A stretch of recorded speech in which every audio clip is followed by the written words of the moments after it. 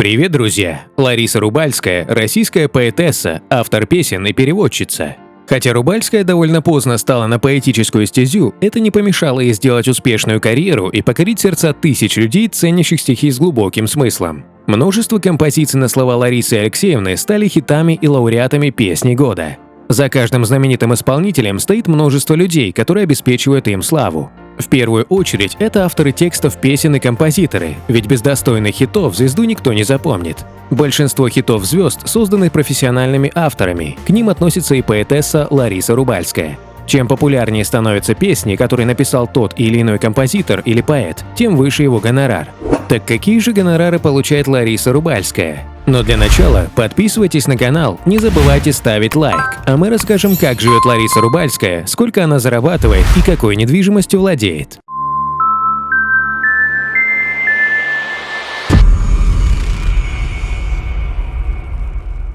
Будущая поэтесса родилась в столице 24 сентября 1945 года. Детские годы Ларисы пришлись на тяжелое время послевоенного восстановления. Отец Рубальской вел в школе занятия по труду, а мама руководила хозяйственной частью того же образовательного учреждения. В 1949 году у Ларисы появился брат Валерий. Активная девочка не любила уроки, ей было скучно просто сидеть и слушать учителей. Лариса обожала гулять на улице, свежий воздух и веселье. Соответствующую характеристику девушке дали преподаватели по окончанию школы. Занималась уроками нерегулярно, продемонстрировала средние умственные способности, поэтому в институт поступать не рекомендуется. Тем не менее, указывалось, что Рубальская была активным участником школьной самодеятельности и хорошим товарищем. После школы Лариса устроилась на свою первую работу – машинисткой в литературном институте. Девушка прилежно трудилась, благодаря чему вскоре получила другую характеристику о том, что печатает без ошибок и вовремя приходит на работу. Но надежду получить высшее образование Лариса не оставила. Девушка все же поступила в педагогический институт и начала изучать русскую филологию. Окончив вуз, Рубальская пошла работать в школу, но продержалась лишь 2 недели. Основанием для увольнения стало короткое замечание на уроке в 5 классе. Молодая учительница заявила учащимся, что в сказке «Морозко» представлен только один положительный герой, и тот собака, лаявшая правду. В 1973 году девушка решила изучить японский язык, для чего отправилась на специальные курсы. Успешно завершив обучение, Рубальская устроилась на должность переводчика. Благодаря тому, что знаю язык страны восходящего солнца, я пережила звездную болезнь задолго до того, как стала известной. Когда ходила с японцами по Москве, на нас оборачивались с вытянутыми лицами. Кто это так замечательно трещит на иностранном? Очень этим гордилась. Делится эмоциями Лариса Алексеевна.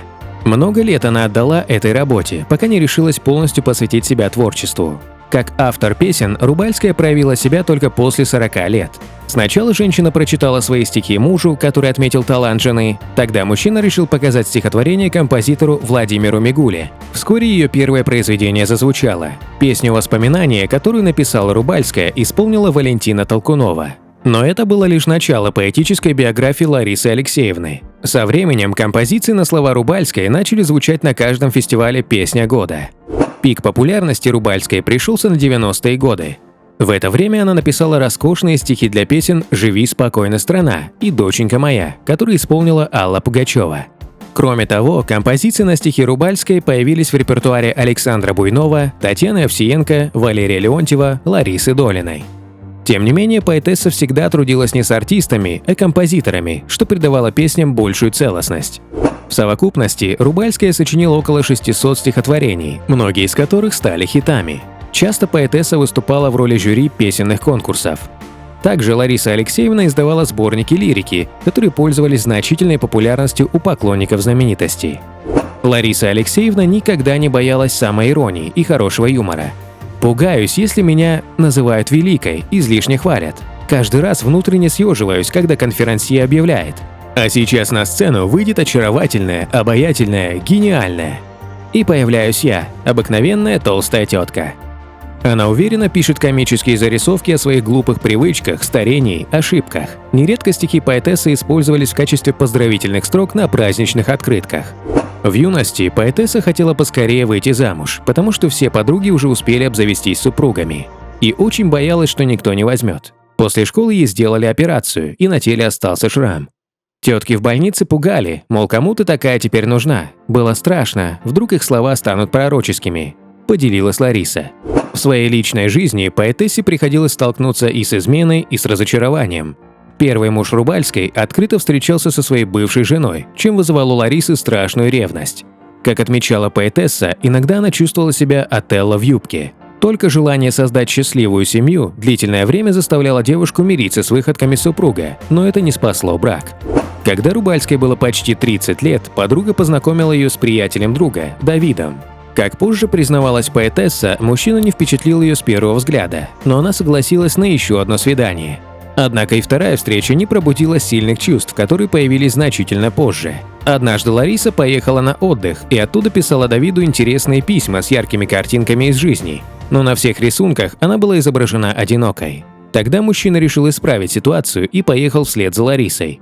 В итоге домой они вернулись уже в качестве пары. Спустя 6 месяцев Лариса и Давид поженились.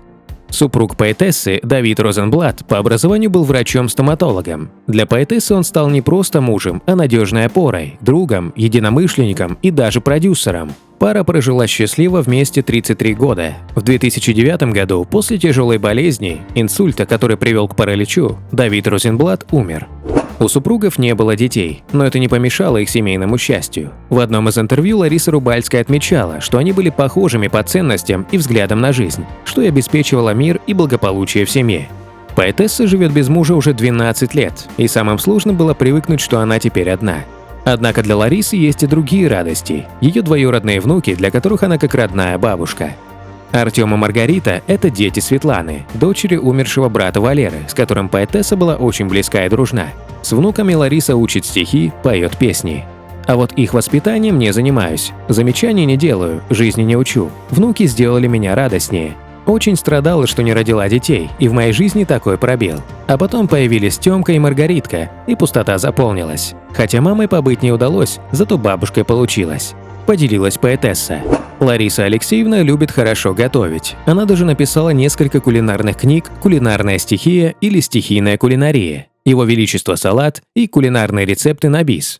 Заниматься хозяйством на протяжении 13 лет Ларисе помогает женщина по имени Валентина. Поэтесса о ней отзывается как о родственнице. Язык не поворачивается назвать ее домработницей. Это друг. Поэтесса всегда открыто говорит о своих недостатках, не стесняется возраста и внешности. Рубальская призналась, что делала пластическую операцию. При этом она заявила, что процедура была выполнена качественно и позволила ей выглядеть намного лучше. Лариса Рубальская уже много лет живет в доме на Кутузовском проспекте Москвы. Это уникальное здание с необычными балконами со стеклянными дверьми, которые опоясали его по периметру. Когда поэтесса только получила здесь квартиру, она думала, что архитекторы сделали сквозные лоджии для того, чтобы все соседи дружили между собой и ходили друг к другу в гости. Правда была более суровой. Оказалось, что дом был построен для работников госбезопасности. Сквозной балкон был нужен для того, чтобы попасть в квартиру беспрепятственно, если владельцы не хотели ее открывать. Для отделки своего жилья поэтесса выбрала светлые тона. В комнатах никакой лишней мебели нет.